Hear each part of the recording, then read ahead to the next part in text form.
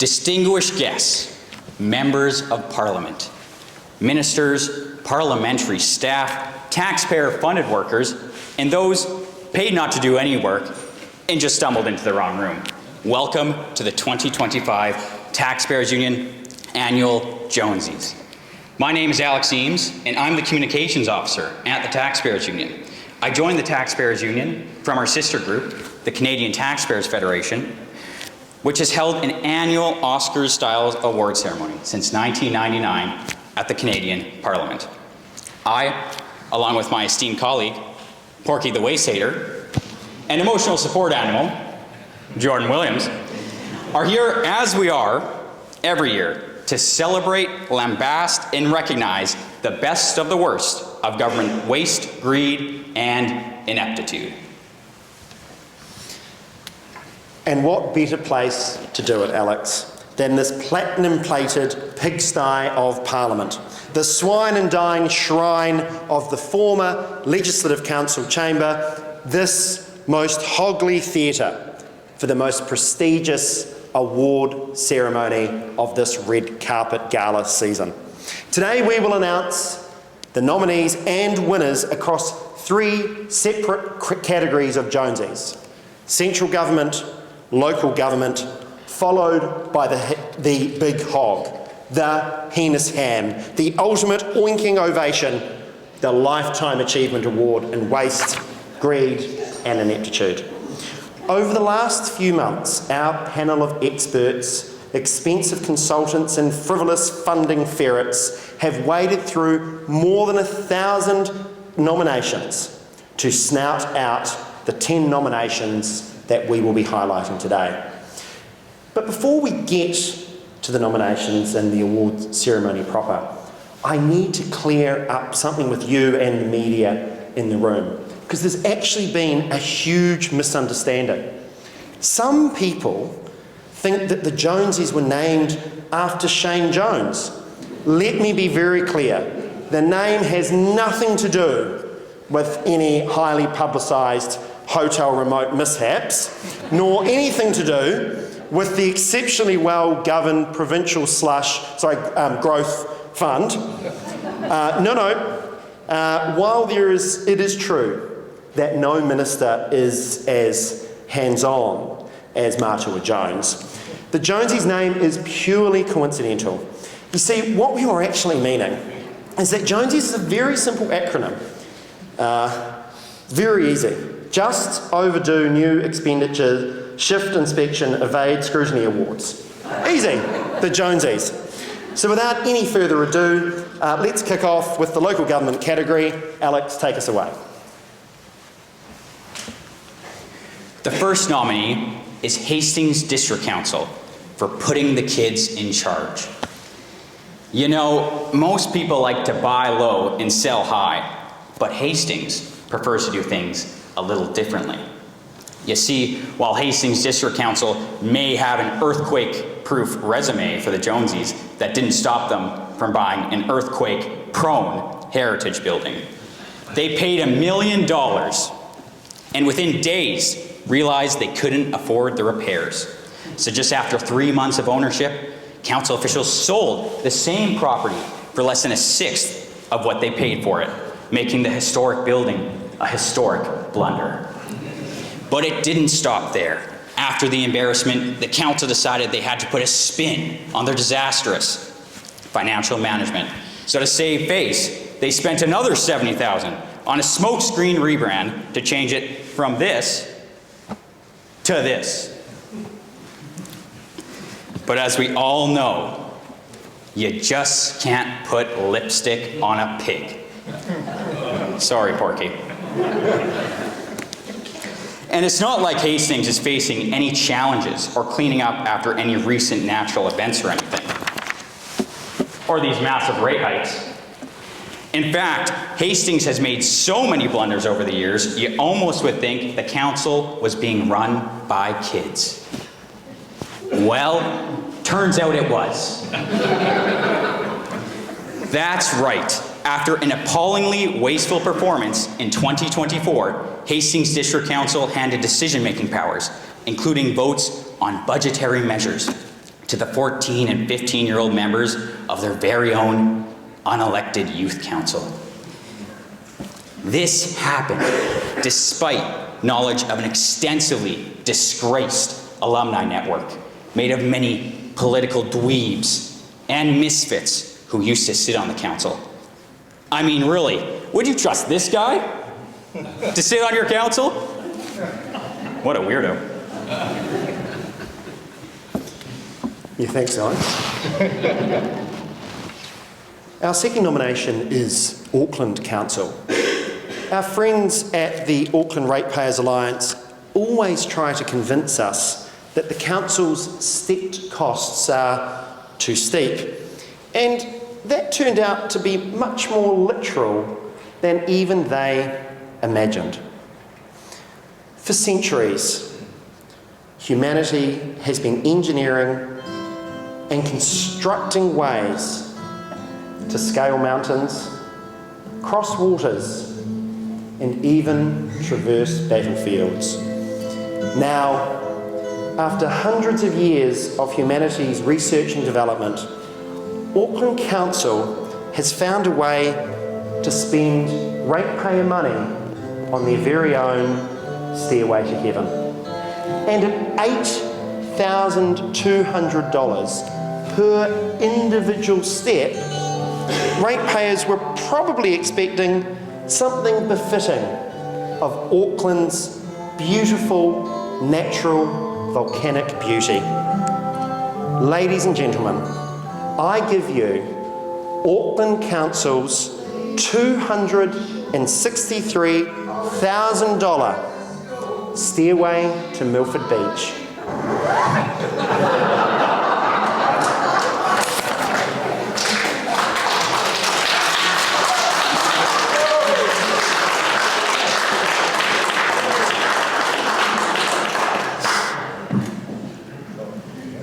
For those triggered by the Taxpayers Union using toilet humor, turn away now, because we're now moving from the stoop to the poop. Our third nomination is Metlink for spending $1.3 million on 7 toilets. Truly, Louis Vuitton. But unfortunately, there's not even public relief. These lavish labs can only be used by bus drivers to flush a fortune. So while Metlink cannot afford to pay its bus drivers, they've got plenty of money to spray in Lamborghini Lous, making this nominee a true flush fund.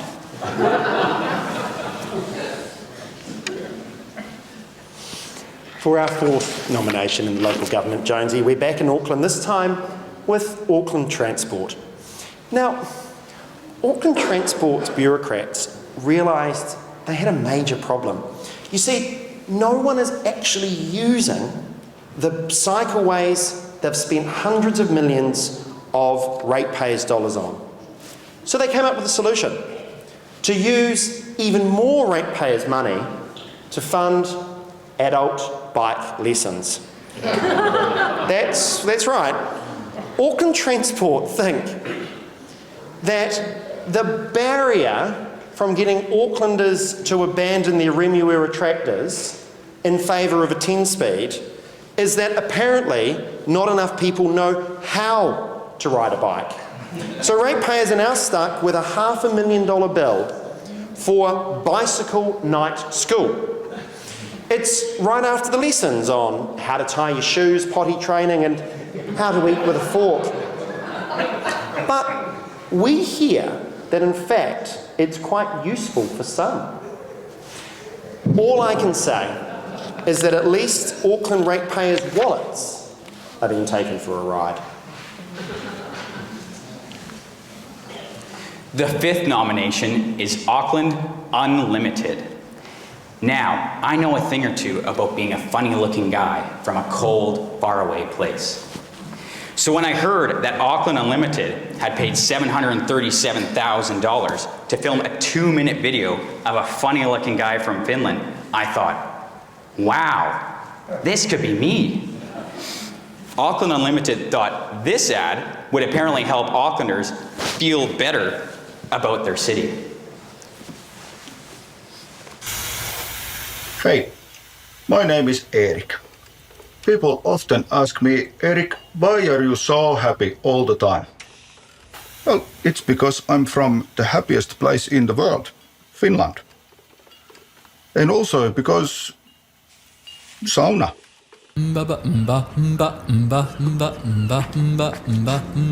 Over the next little while, I'll be finding happiness here in Auckland. Why, you might ask? Because I want to show you the city through a fresh pair of Finnish eyes. And it's nice here. Come along now, my friend. How could you not be happy drinking ice-cold Pilsner with these two friendly chaps?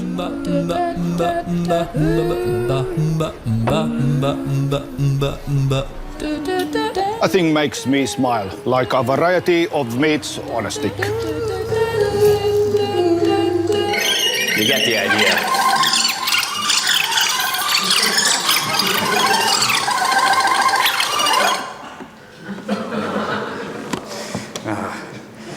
The only thing more awkward than Erik from Finland is that ratepayers are picking up this $700K tab. I guess the only unlimited thing about Auckland is how they spend ratepayer money. So, ladies and gentlemen, those are the 5 nominations, but as you know, there can only be one winner. Porky.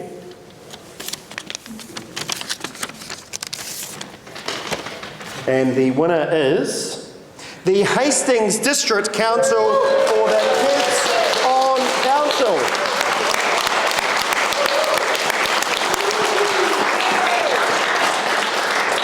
Now, ladies and gentlemen, we have a very special guest to accept this award.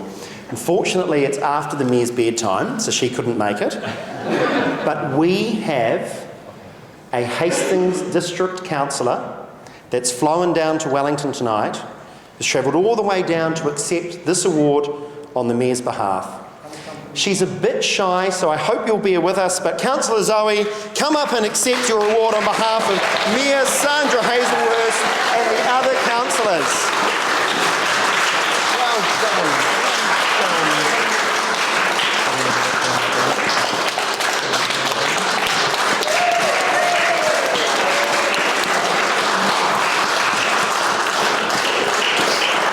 Didn't she do well?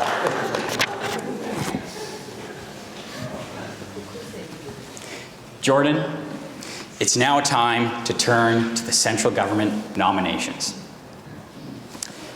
Ladies and gentlemen, our first nomination is Dr. Aisha Verrill for approving $4 million of taxpayer money to cure Kauri dieback with whale song. You heard that right.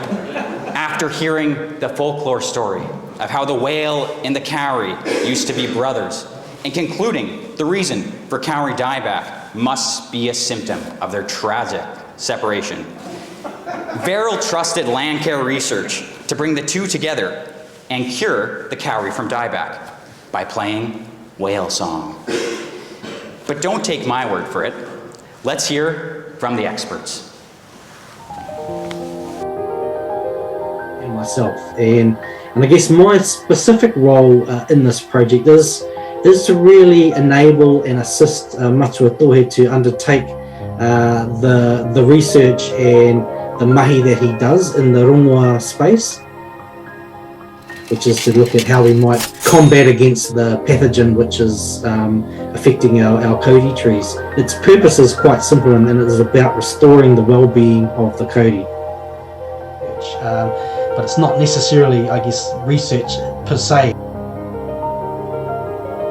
of our mātauranga Māori for this much debate, i.e. mātauranga and science. To get behind our mātauranga, we need to raise its profile. Looking at the notion of irangaranga, vibrational frequencies, things like karakia, in order to be a part of the rongoa, the healing process.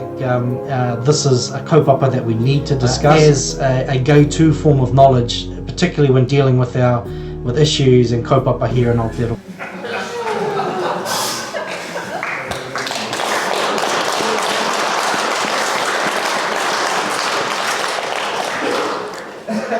Now listen, I'm no doctor, but unless kauri trees have ears, that sounds to me like a very expensive Spotify playlist.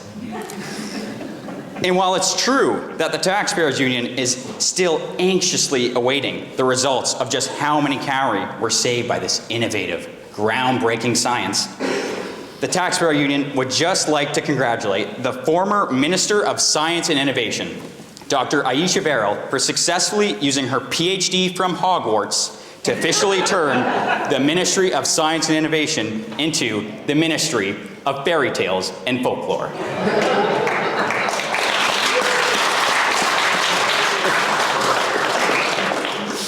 Our second nominee in the central government category is the ever colourful Film Commission, or as Kim Hill and Radio New Zealand Land would call it, the Film Commission.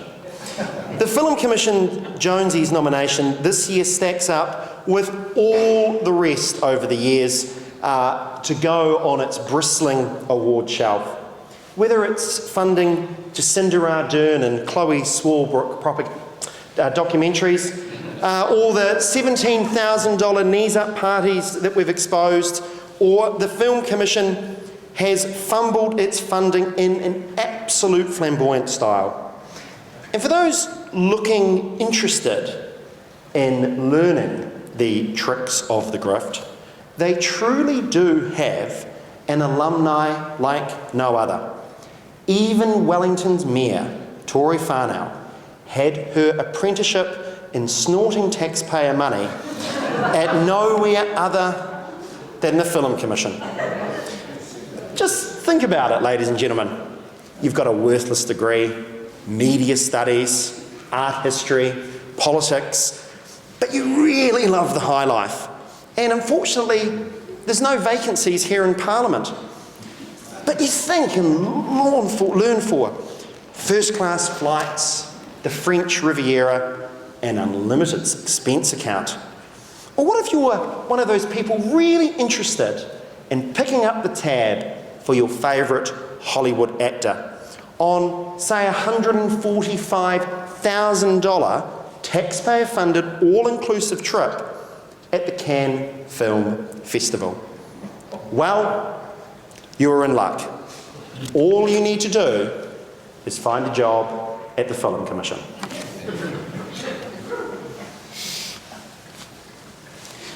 The third nomination for the Central Government Jonesie Award is the New Zealand Transport Agency.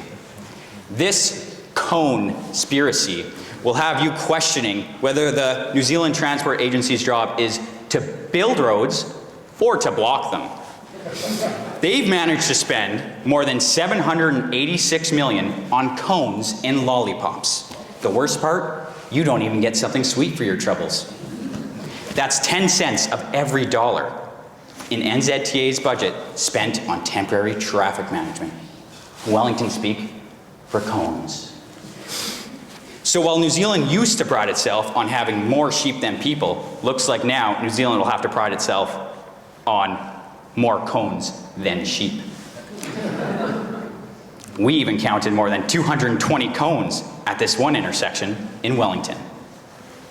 5, 6, 7, 8, 9, 22, 23, 24, 50, 51, 52, 74, 75, 106, 107, 200, 201, 202. Poor Alex, you could only get to so far. The fourth nomination is the Ministry of Business, Innovation and Employment for wasteful workshops. We all know that working for the government comes with endless educational opportunities. So whether it's courses in questioning the algorithms of whiteness or pondering your white privilege, yes, hundreds of thousands of dollars at MB alone has been spent on these American-style critical race theory and professional development. The opportunities to learn in Wellington are limitless. And while some would say that the public service are all really good, at sitting on their arse.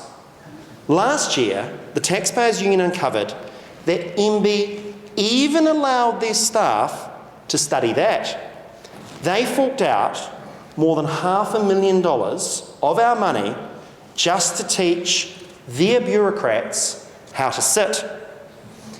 Taxpayers will no doubt be relieved to know that while MB staff ponder their whiteness, at least they'll be sitting up straight.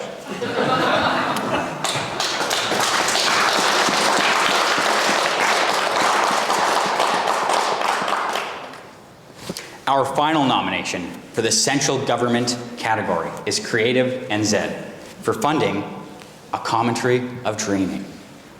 Now folks, we all know that art can be a bit subjective, but this next one takes it to a whole new level. Creative New Zealand decided to fund a $75,000 work of art, and I use that term loosely, to create this video. Take a look. Turning up eager and ready to go. It's just been fun, and I think the most rewarding part about it is how much fun they have had dancing.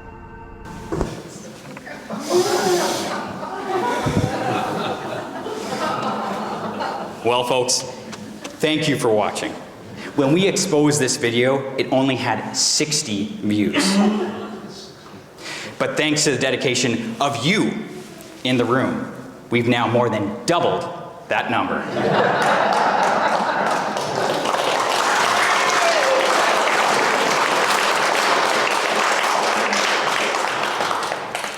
Well, I guess you just can't put a number on how much fun they had dancing. Although in this case, I guess the number was $75,000. Well, with our finalists including everything from whale sounds to road cones, Porky has the judge's final decision. And the winner is...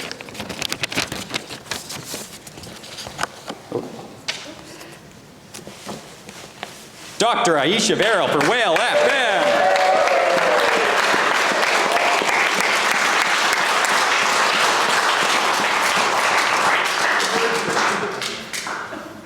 We did, of course, invite Dr. Aisha Verrill to come and attend. And actually, she has sent us a really polite apology that she couldn't come along. So good on her for that, at least.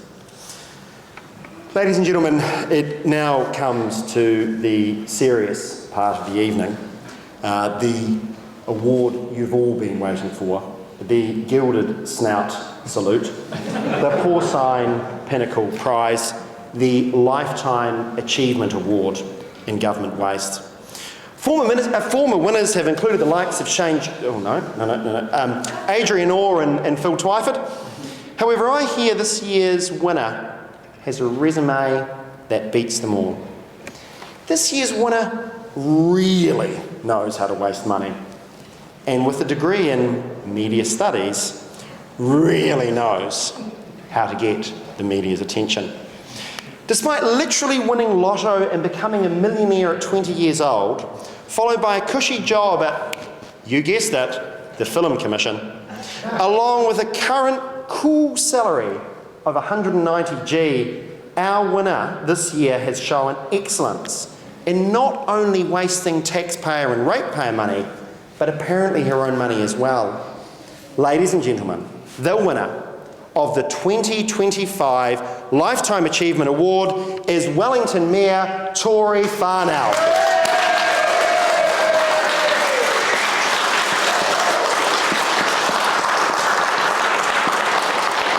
Ms. Farnell has had such a hard time that last year she told Newstalk ZB that she had to sell her car to help pay the bills.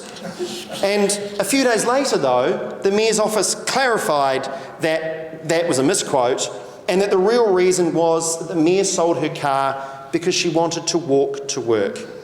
And while we can't see the Mayor's personal finance, we have uncovered some of the things she's done to Wellington's finances. There's the town hall at a cost of $5,000 per Wellington City household, or the $180 million convention centre. How about the proposed $30 million fence around the harbour? That's $5,000 per metre. The infamous $140 million Golden Mile, which polling only this week shows Wellingtonians don't even want. There was the boondoggle, that was the $43 million blunder to improve, apparently, Thorndon Quay. And how could we forget about Tories' tremendously toned, double-decker, top-tiered, gold-plated, top-of-the-line $500,000 bike rack that sits directly below the Mayor's office. That's right, the Taxpayers Union, we uncovered the notorious $500,000 bike rack installed, but there was just one problem. Despite the cost, no one was using it. The Mayor, who can't afford a car, the Mayor's bike rack sits empty. Who can live in the city if not a lotto millionaire? Luckily, here at the Taxpayers Union, we're always wanting to offer a helping hand. Ladies and gentlemen, rather than having to walk to work and look at an empty $550,000 bike rack, let's make sure that at least one person starts to use it. It's not quite First Division, but deja vu. Tory whānau, you've done it again. Congratulations on winning the Jonesie Lifetime Achievement Award. On behalf of the Taxpayers Union, we present your very own Golden Merrill bicycle.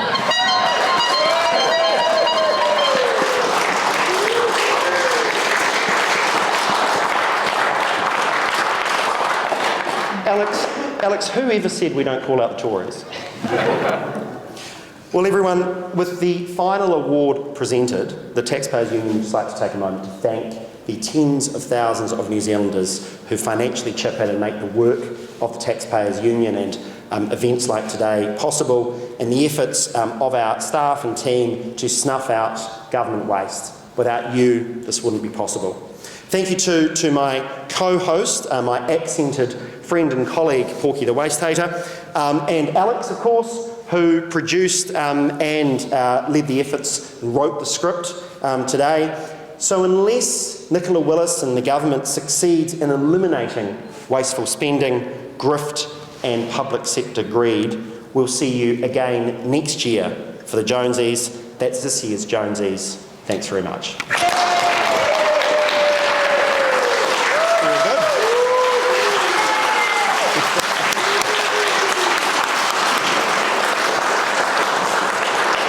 Naturally, the team will stick around for photos and that sort of thing. Thank you very much, particularly for the ministers who attended. And of course, if you want to get a photo with little Zoe, Hastings Council, with the awards, by all means do come up. Thank you very much.